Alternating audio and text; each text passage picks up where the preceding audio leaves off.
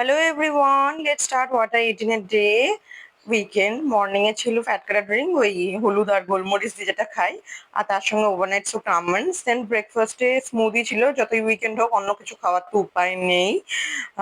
হাজব্যান্ডও তাই খেয়েছে। মিড মর্নিং এ 2-3 পিস আম খেয়েছিলাম। দেন লাঞ্চ আজকে ছিল, এটা হচ্ছে পুরো অয়েল ফ্রি চিকেন, 1 চামচ তেল নেই।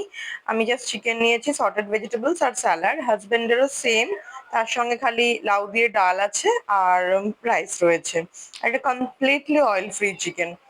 দেন সন্ধেবেলায় কফি বানিয়েছিলাম, চিনি নেই, সুগার ফ্রি কফি, বাট দুধটা আছে, কিছু করার নেই। মুড়িটাও হাজবেন্ড খেয়েছে, আমি খাইনি। সো কফি আর মুড়ি যেমন থাকে আর কি, বাট কফিটা সুগার ফ্রি। আর তারপরে মন্দিরে চলে গেছিলাম, মন্দিরে প্রসাদ পেয়েছি, পরোটা তরকারি আর সুজি। দেন বাড়িতে এসে লাউ টমেটো স্যুপ আর একটা অমলেট নিয়েছি, egg white omelette. So that's for today, bye, good night.